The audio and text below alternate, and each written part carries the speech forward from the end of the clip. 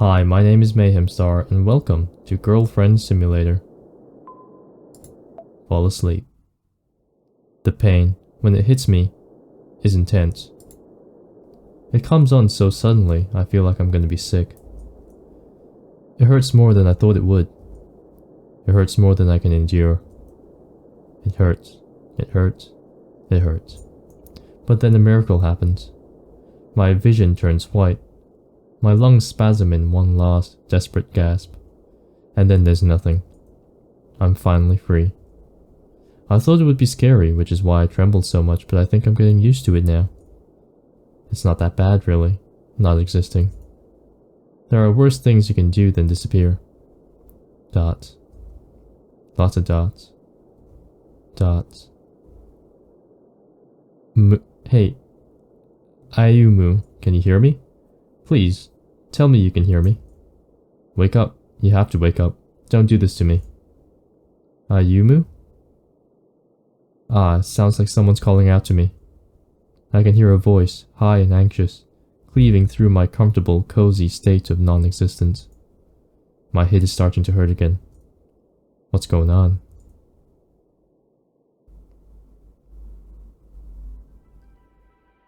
What is this?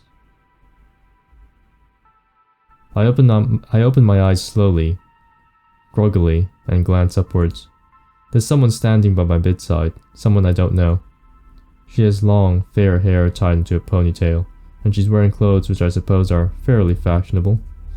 As far as appearances go, she's quite cute, and it doesn't hurt that her face is so sweet either.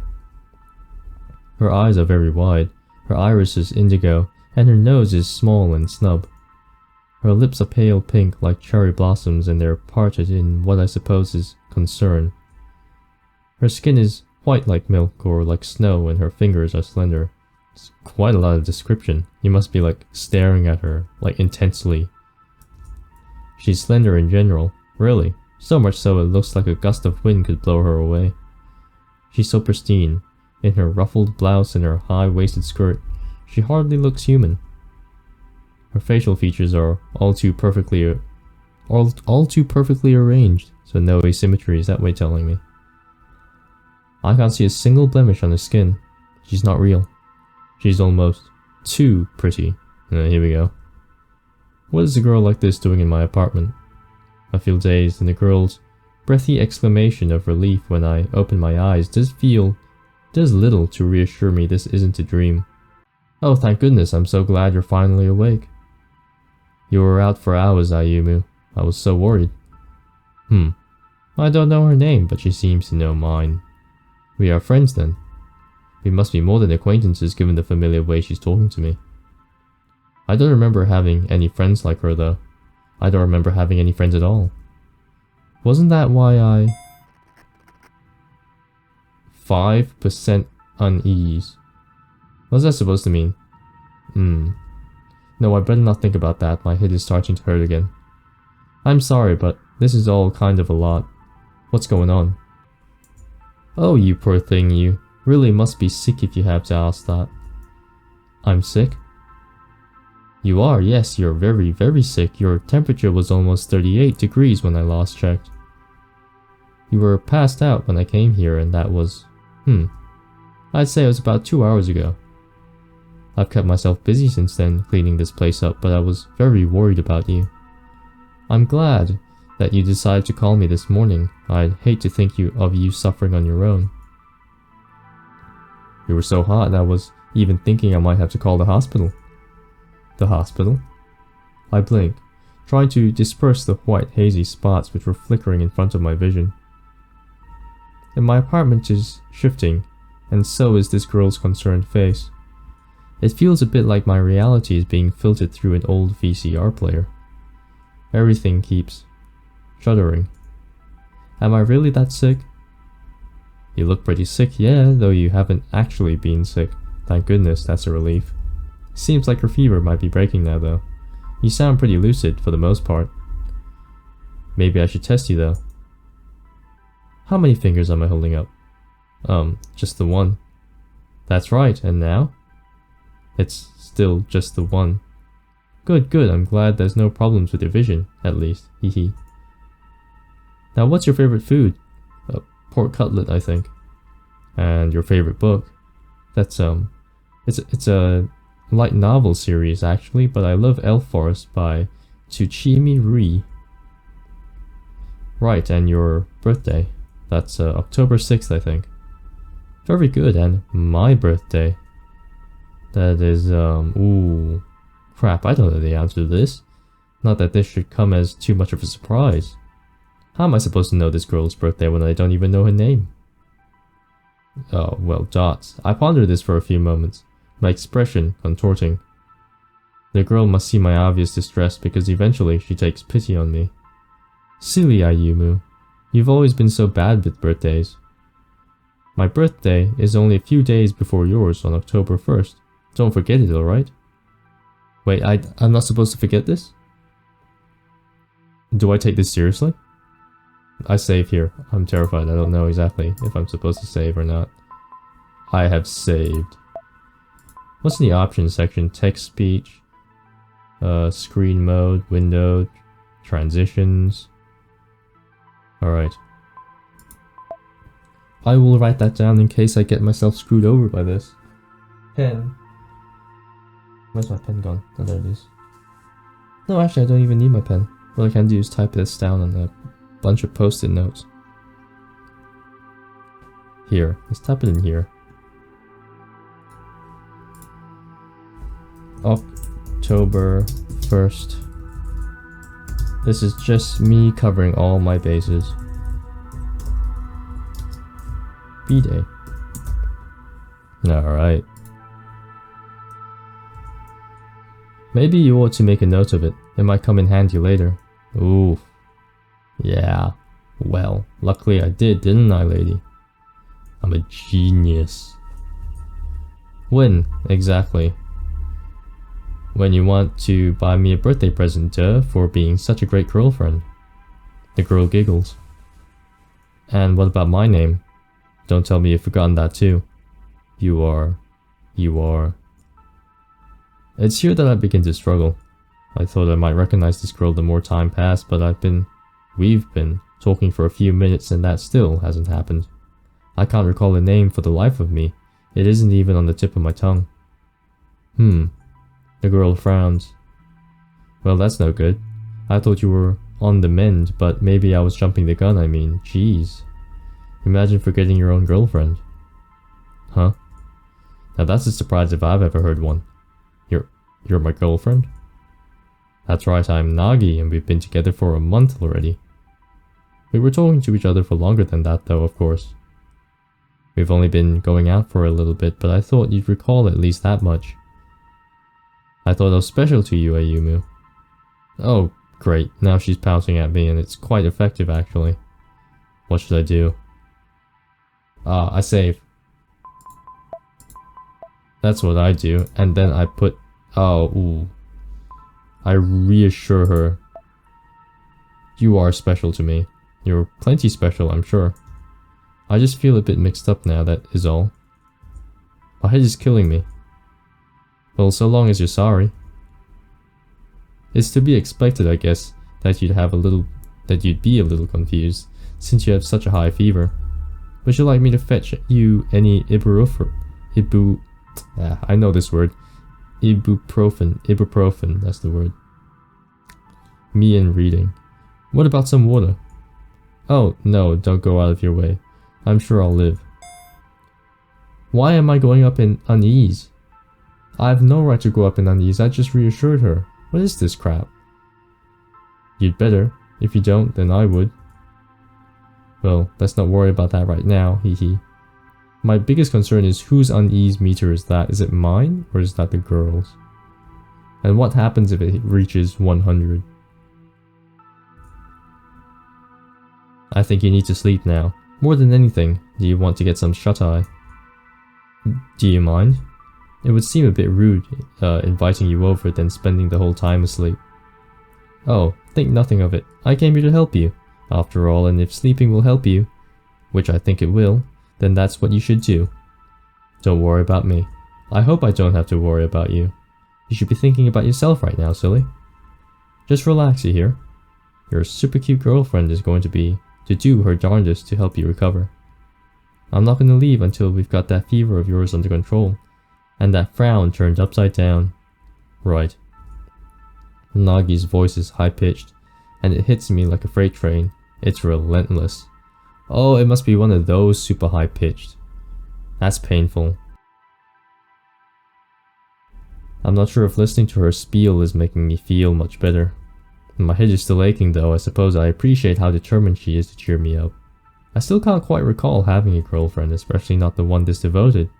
But, well, whatever. I'm sick. I must be confused like Nagi said. I shouldn't pay it too much heed. Hayon. Tears begin to bead in the corners of my eyes. Obediently, my eyelids begin to fall shut. I feel so tired. Yes, that's right. Get some more sleep, Ayumu. Sleep as much as you like. Should I really be sleeping around an individual like you? I don't even know you. What if you try something sneaky like? You try to kill me for my blood, for my heart, for my brain, harvest my organs. What are you after exactly? And aren't I already dead? I'm not gonna leave you. I'll always be here to take care of you. Well, at least there's someone here. I promise. I suppose this is purgatory? Purgatory? Yeah. I'm not sure how long I sleep for, but when I wake up I feel distinctly groggy. Have I been drugged? I blink, attempting to disperse the white spots that are scattered in front of my vision. The back of my head is still pounding. I still feel out of it, regardless of how much I've slept, which might be why the sight of the girl sitting at my bedside shocks me so much. What I find interesting is how this music is completely unrelenting. It's just continuously distorted. At no point in time does it go, oh, happy time, everyone's happy. It's like, nope. We are still distorted and very creepy. It takes me a few moments before I realize that I've seen her before. She was sitting next to me the last time I woke up. Excuse me? Did you have a loop or something? A lapse in your memory? She said her name was Nagi. That's right. It's good to see that you're awake, Ayamu. You were out of it for ages, hehe. You really must be tired. How long exactly? Oh well, that answers one question I had. I was wondering how long I'd been asleep. I am pretty tired, yeah, I look at my bedside table searching for my digital alarm clock, but I couldn't find it. Now that's funny. I was sure I had a clock here, though I don't recall using it very much. Not in the last few months at least. My unease went up to 9%. Am I supposed to hit 100%? Am I meant to? It's very unnerving. I didn't have any need for it. Did I throw it out? I don't remember doing that though. Excuse me? I don't remember much of anything. Oh?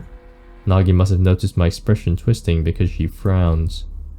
It seems something is bothering you. You're not in pain, are you? No, I'm fine. I'm just wanting to know what time it was, if you knew. The time, I think it's about midday. You woke up at 9, but you've been sleeping the last 3 hours. 3 hours? That's quite a lot.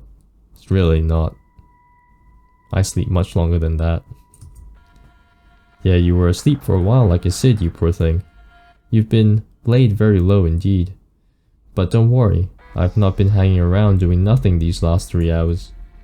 I actually made some rice porridge for you to shore up your strength. Well, that's nice. You did? I don't see any rice porridge. I did, yeah, it's still in the kitchen. Let me warm it up for you. Nagi rises to her feet and the hem of her skirt fluttering, then sets off. The hem of her skirt fluttering. Then sets off. A little bit overly... Well, if you care that much, I would say you would be enthusiastic to help out, but this one seems a bit off. I hear the sound of distant clattering in the kitchen, or pots and pans, and then the shuffle of returning footsteps. Nagi is wearing indoor slippers, so her feet don't make very much noise. Her footsteps are cushioned. I guess she doesn't want to get my floor dirty. That might not be it. I think she just doesn't want you to hear her footsteps, and where she's been, and where she's not. Not that it matters. My floor is filthy, just like the rest of my room. Yeah, it does seem that way, doesn't it?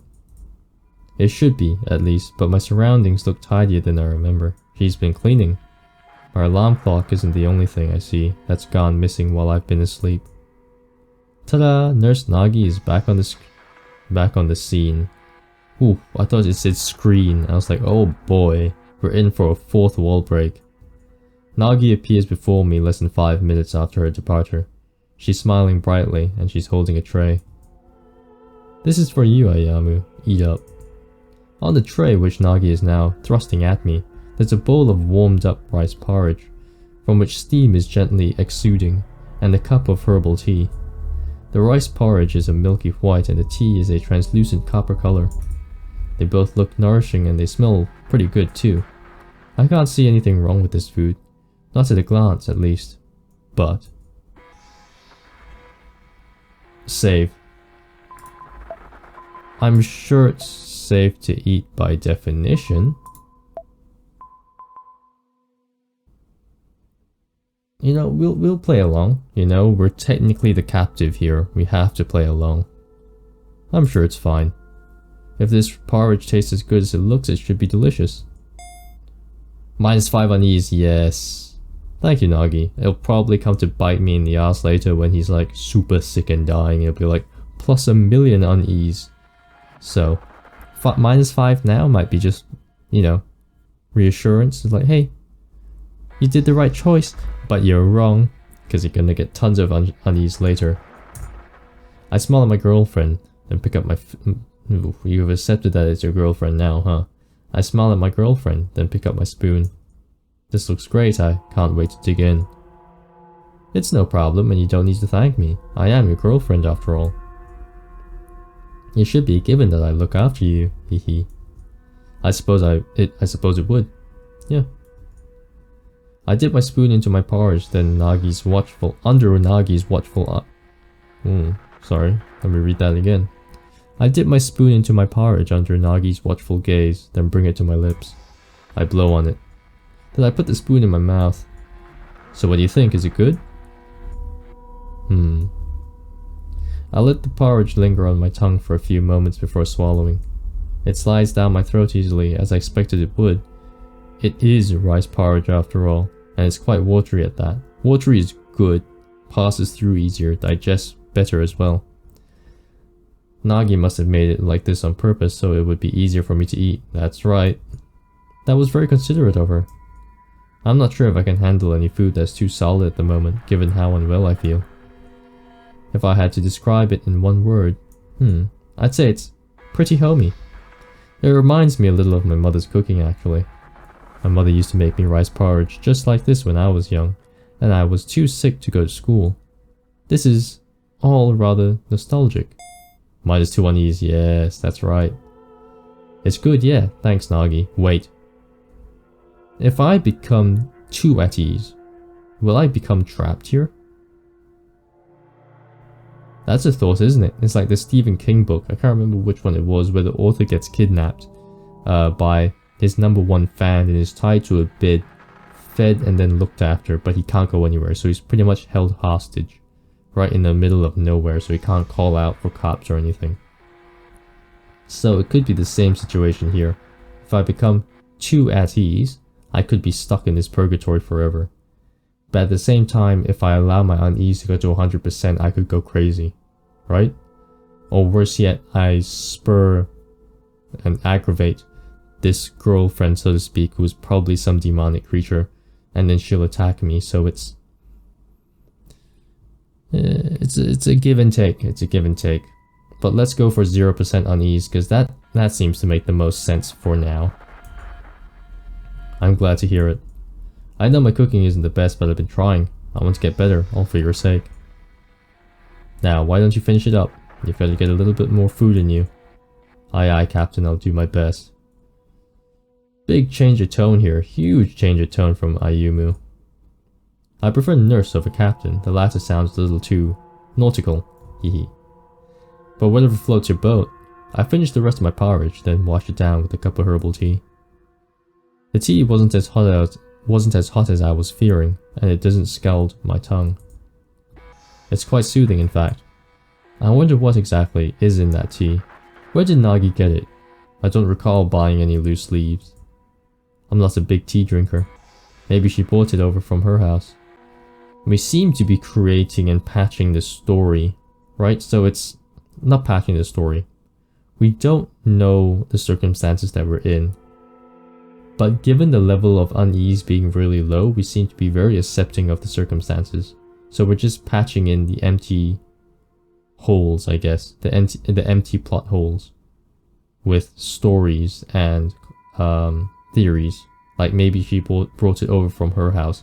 She could have pulled it out of her ass. Like, she really could have. But we're not thinking about that right now because we are at ease. Right? There we go. That wasn't so hard, was it? I'm very proud of you, Ayumu.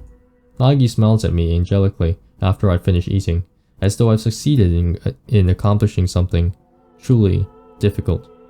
I've added words. Nagi smiles at me angelically after I finish eating, as though I've succeeded in accomplishing a truly difficult task. You'd be tempted to think, based on the way she's carrying on, I've just run a marathon, which, given how I feel right now, would be an impossibility. That porridge might have bolstered my strength, but there's no way in hell I'm ready to throw back my covers and start working out. Well, it was easy to eat your food. You're really good at cooking. Hee, well, I don't know about that. Maybe you've cooked for 12 people, 1,000,000 people, or all the dead souls that have ended up in this same bid. There are better cooks out there than me, really. All I can really do is follow recipes. I'm not particularly gifted in the kitchen, but I've been working hard to make food that's worthy of you. Worthy of me, you say? Yeah, you're a great guy, so it's pretty tall order, but I'm not going to give in. I'm not there quite yet, but I'm sure I'll improve. Nagi flashes me with a peace sign, then takes my tray from my bed. I think she means to take it to the kitchen, but instead she sets it on my bedside table, then says, "This is the least I can do for you, really, given how hard you work. You need to eat a lot of healthy, nourishing food, and you need to get a lot of rest. Do you hear me, mister? Otherwise, you won't be able to finish the latest chapter of Crimson Fantasia by next Friday." Crimson Fantasia? Why does that name sound so familiar? I'm sure I've heard of it before, but it's hard to place it. My brain feels so fuzzy. I'd have thought Nagi's rice porridge would have given me strength, but it's not having much of an effect. I still feel wretched. Yes, Crimson Fantasia. Unfortunately, Nagi is with me, and she seems to know even more about me than I do, at the moment at least. I want to see what's going to happen, and I'm sure all of your other fans do too. This last chapter ended in such a cliffhanger. I absolutely have to know what's going to happen to Iris. You can't kill her off. Not now, she's finally reunited with her sister. She's barely had a chance to talk to Harmonia yet. There's still so much left unspoken between the two of them, and Iris's fight scenes are the coolest in the whole story. I'll be really upset if she doesn't emerge from her scrape with the Arcanist alive. Oh right, Nagi's just thrown a bunch of impenetrable sounding character names at me, but I think I'm beginning to see, at long last, what she means. Crimson Fantasia is a web novel I've been working on during the last 3 months. Yeah, what's that Stephen King book? It's now bothering me. I have to search it up. What is it? Stephen King, author hostage. Misery, that's right, Misery. So it's an obsessive fan who holds an author captive, making him rewrite the final series, forcing him to rewrite the finale to his book series. That's from Wikipedia, by the way. So Misery, that's what it was. So this might be the same thing, right? But under the circumstance that we're already dead, this might be someone who's also dead, trying to force us to continue writing, in that sense. Or we are actually still alive, And this person has drugged us and is now feeding us stories in our half-lucid state. I borrowed a bit of inspiration from Tsuchimi Rui's incredibly popular Elf Forest series, but Crimson Fantasia is much darker. Crimson Fantasia stars an average Japanese boy called Haru. Through a series of unfortunate happenstances, winds up being reincarnated in a magical world called Grimoire. It's an isekai. He literally wrote an isekai. Alright. Once in Grimoire, he meets the plucky young sorceress, Iris, who was raised an orphan in the slums. Iris looks your 10 a penny ragged orphan. 10 a penny ragged orphan. Interesting. But she's actually a direct descendant of the royal family. One half of a set of twin princesses who were torn apart for reasons unknown.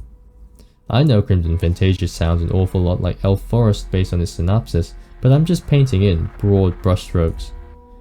They're not actually that alike. Haru isn't as forgiving as Itsuki is, for one thing. He has quite the temper on him, something which Iris, who isn't shy or retiring, has to take him to task for. Then there's Iris herself, unlike Elf Forest's Prince Luna, who is beautiful and kind, but during battles quite useless. Iris participates in fights alongside Haru as his equal. She's proficient in wielding a large number of weapons, but she prefers to use a scythe. I know scythes are pretty derivative in and of themselves, and I think they look cool, so whatever. I think it's fine. If Nagi knows about Crimson Fantasia, I suppose she must have read it. I wonder. Are you a fan of Crimson Fantasia, Nagi? Oh, Ayamu, what kind of question is that? It was an earnest one, my mind is still muddled. I can tell. I'm starting to worry that you've forgotten everything. I haven't forgotten about Crimson Fantasia or its fanbase. You like it as well, don't you? Humph. How can you ask that, you big dummy? I know you're trying to be modest. That's one of your most appealing traits. But you don't need to worry about that. Not around me. You should know by now that I don't just like Crimson Fantasia. I love it, with 3 exclamation marks. Oh yeah? Yes, I'm its #1 fan, and that's saying something given it's become so popular. I was there first, however, before it became so big. I was leaving you supportive comments right from the very beginning on your blog. That's how we ended up meeting, remember? One day you emailed me, asking me out for a coffee. Was the most precious day of my life. Oh boy, and it's come full circle, huh? One big full circle. I was so excited I thought my heart would burst, like for real. I felt like I was meeting a celebrity. And in a way, I guess you are. You're quite the big shot, hee hee. Huh. This sounds plausible, but I have a few doubts. Is Crimson Fantasia really that successful?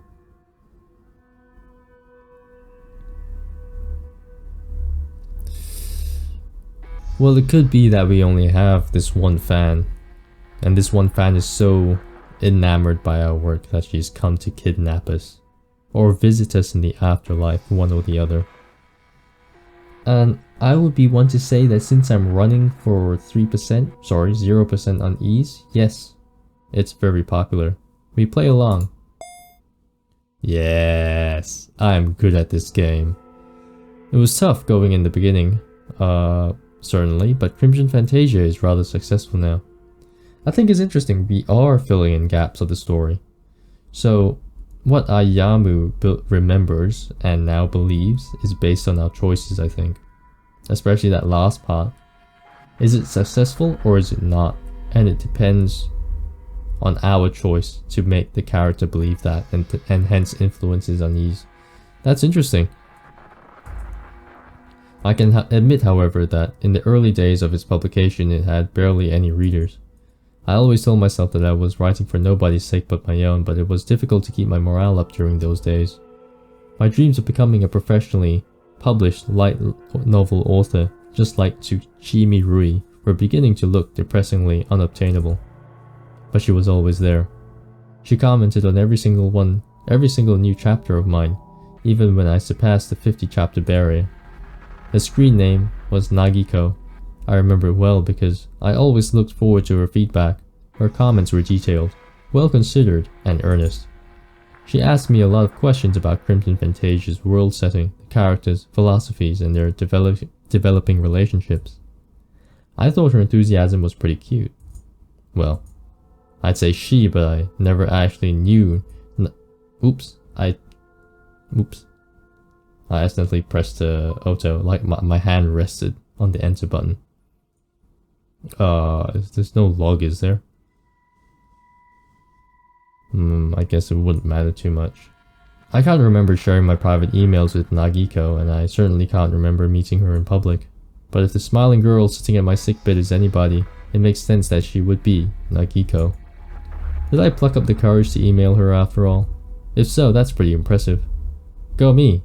I'm not as socially awkward as I thought.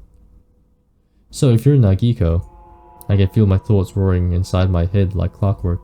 Piecing this together is quite a struggle.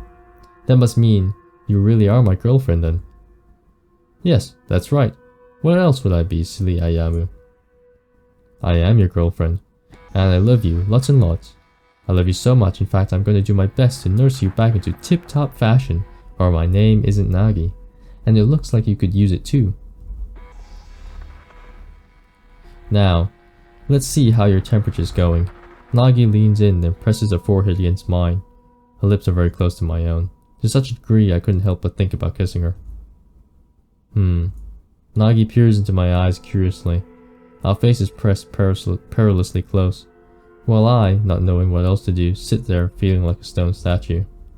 I was hot already, thanks to my fever, but I feel even hotter now. My palms are starting to sweat. Knees weak, arms are heavy. I can feel Nagi's breath against my cheek. It's very soft, and though I know I'm being silly, it feels quantifiably different to my own humdrum, everyday breathing somehow. Something about Nagi's irrefutable femaleness is amping this interaction up to 11. Why am I shaking so much? My forehead is like ice against mine. I might as well be pressing myself against the window pane in the winter. Doesn't blood run through Nagi's veins? That's what I thought. Well, I'm thinking a lot of things right now, but this was definitely one of the theories. She looks so perfect. I wouldn't be wholly unsurprised. Wait, she has very pale skin, doesn't she? She could be a walking corpse for all you know, or a ghost. She's so pretty, she might as well be made of plastic. You do feel pretty warm, yeah. I guess there's nothing else for it. You'll have to go back to bed, mister. Is that an order? It was more a request, really. I can order you around, however, if you're into that. Oof oof oof. Should Nurse Nagi tell you to lie back down on the double? You could, yeah. What if I refuse, though? Then I'll have to give you an injection. That's what naughty boys who don't listen to their nurses deserve. Let's go. I'm only proud because I am familiar with the story tropes. You don't want me to hurt you, do you? +2 unease. Only +2% unease. I know Nagi's joking, but the casual way she talks about hurting me makes me flinch. Only 2%. Wow, this Ayumu dude. Some serious balls. Ooh, the screen is flickering. But it's only the inside box that's flickering for some reason. It brings back memories. Why is it +3 I remember? But no, that was just a bad dream. I don't want to think about it. Perhaps I would be better off sleeping after all. Oh boy, oh boy. I want this unease meter to go down to 0. We save. Saving. Return. We shall. Well, we'll do what Nagi wants, right? We sleep. She wants us to sleep. We sleep. We sleep. All unease gone. Wow. There has to be a catch to this, hey. Alright then, you know best. I don't want to make you worry, so I yawned and lie down in bed as obedient as a small child. I'll do what you say. It'll be rude of me not to listen to my nurse. Yes, that's right. Bad patients with black hearts disobey their nurses, but I know you're not a bad patient. You've always been very sweet. That's why I like you so much, hee hee. Now that's interesting. I smile at Nagi, though vaguely, through eyelids which are already starting to fall shut. I thought you said you were my nurse. I am your nurse, I'm nursing you after all. What else would I be? Well, there's the thing. Oh boy, I'm hiding now. I yawn. I hadn't realized it until I lay my head on my pillow and discovered how soft it is, but I really am tired. I thought you were also my girlfriend. Huh? I'm that too. I can be both, can't I? Heh. Isn't that a bit unprofessional of you? It is? Duh. Nurses aren't supposed to date their patients. I'm sure they have to sign some sort of waiver. You might get in trouble if news of our sordid affair comes to light. Oh there's nothing sordid about me being in love with you. My feelings are very pure. You can say that to me till the cows come home. But it's your supervisor you'll have to convince, and probably a court of law too. Will I get sent to prison for falling for you? I don't know. Maybe. Maybe it depends on how sick I am. Well, that's not fair. I hadn't considered that. It seems awfully cruel that the world would conspire to keep us apart.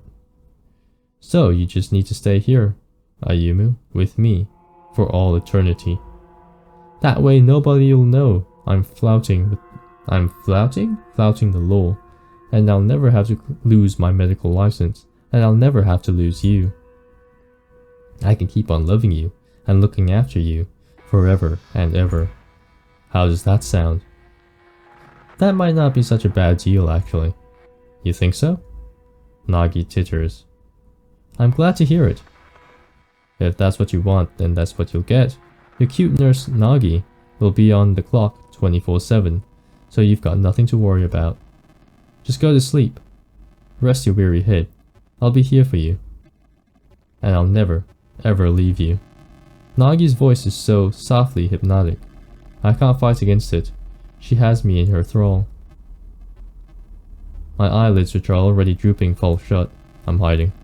And in a quiet, understated sort of way, I fall into a deep, dreamless sleep. I think I can hear somebody calling out my name. Calling out to me, albeit vaguely. Mu? Ayumu?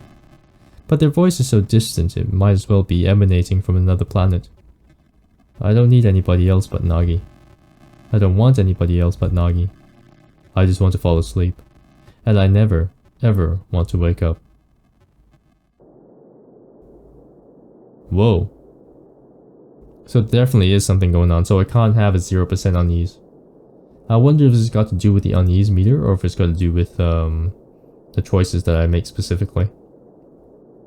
I think I'll revisit this one more time, and I want to explore the other endings just to see if there's something else going on. I feel like we haven't quite touched enough bases for me to leave this one. My name is Mayhemstar, and I'll see you next time. Bye-bye. Bye.